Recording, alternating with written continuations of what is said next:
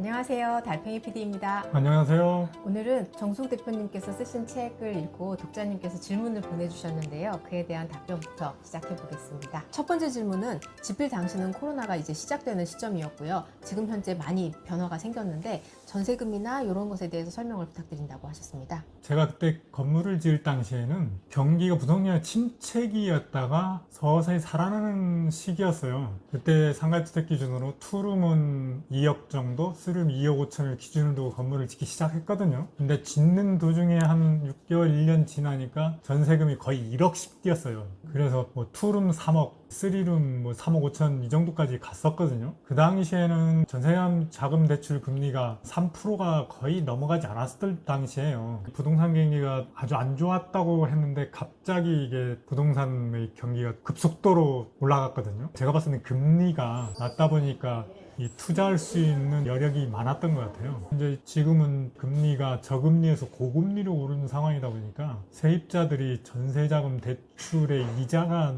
너무 높기 때문에 전세를 회피하는 경향이 생겼어요. 그래서 월세를 찾는 층이 좀 더 확률적으로 많아졌어요. 그러다 보니까 전세가 물량이 남아돈다고 봐야죠. 쉽게 해서 전세도 수요 공급의 원칙에 의해서 전세금 조정이 일어난 거죠. 그러다 보니까 전세금이 거의 1억 정도 떨어진 거죠. 이제 사실상은 건축할 때 잡았던 그 선까지로 딱 떨어졌어요. 오늘 날짜가 2023년 5월 20일이고요. 지역은 고양시 향동 기준으로, 평수는 70평 기준으로 말씀드려 볼게요. 임대세대의 투룸이나 쓰리룸 전세 가격은 요즘 어느 정도 하나요? 통상적인 투룸의 전세가 2억 초, 그리고 3룸은 2억대 중후반. 이거는 평균적인 거고요. 두 번째 질문은 최소 금액에 대한 문의를 주셨어요. 금리가 많이 올라가 있고 이자를 감당해야 하는데 건축될 때까지 최소 자본금 어느 정도 가지고 있어야 하는지 궁금해 하셨습니다. 최소 자본금의 기준은 좀 사람에 따라 다를 수는 있지만 평균적으로 예전에는 토지 1억 5천, 뭐 건물 2억 정도, 이렇게 3억에서 4억이 안 넘어가면 할 수 있었던 거거든요. 지금 같은 경우는 토지에서 한 2억, 건물에서 3억 정도는 있어야 실질적으로 내 권리를 행사할 수 있을 것 같아요. 최근 낙찰된 토지들이 6억 후반대에서 7억 초반 정도고요. 그 다음에 건축비가 12억 정도 평균 들어간다고 봤을 때 지금 말씀해 주신 금액 정도는 있으셔야 편안히 하실 수 있을 것 같아요. 세 번째 질문입니다. 어느 유튜브 보니까 건축자금이 다 없어도 집과 건물을 짓는 방법이 있다고 하던데요 라고 하셨어요. 저희가 이것에 관한 영상은 찍었었거든요. 다시 한번 짧게 설명 부탁드리겠습니다.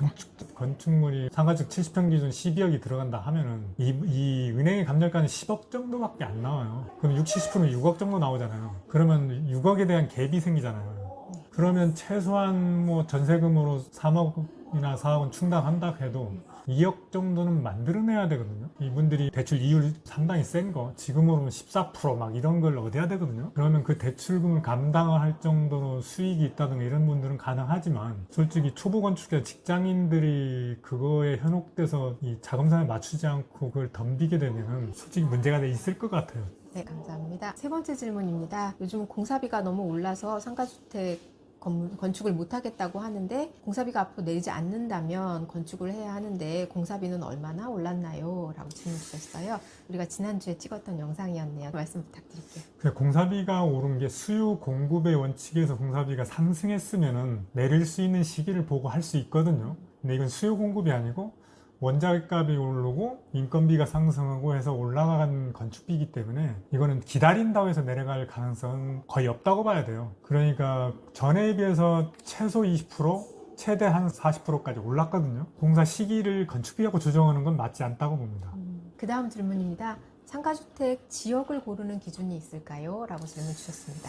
지역을 고르는 기준은 다양하죠. 생활 패턴이나 직장이 어디 다니는지, 아니면은 앞으로 노후에 내가 어느 지역에 살고 싶은지, 아니면 수익성을 보면 어느 지역이 뭐 매매가 자본금 상승률이 높은지 이걸 고려해야 되겠죠. 일단은 뭐 가능하면은 뭐 일자리 많고, 그다음 상권 좋고, 뭐 교통이 좋은 거, 이거는 평균적인 거거든요. 이런 거는 전문가한테 상담하시거나 직접 오셔서 상담하시면은 큰 지역을 정하고 난 다음에 그 안에 있는 택지를 고르시는 방법은 제가 또 영상 올린 게 있습니다. 참고해 주세요. 다음 질문은요. 대표님의 책을 보고 희망을 가지고 내가 원하는 집, 건물을 지을 수 있는 꿈을 꾸는 것 같아요.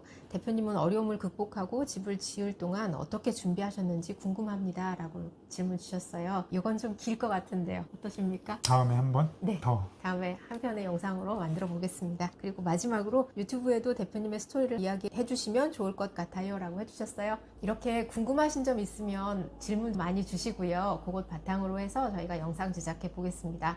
그리고 저희 구독자가 100분이 넘어갔어요. 그동안 시청해 주신 분들께 너무 감사해서 이벤트 준비했습니다. 우리 대표님 이메일로 주소랑 성함 연락처 주시면 이 책 선착순으로 보내드리도록 하겠습니다. 5월 한 달 동안 저희 준비된 물량 다 될 때까지 보내드릴게요. 연락 부탁드립니다. 감사합니다. 고맙습니다.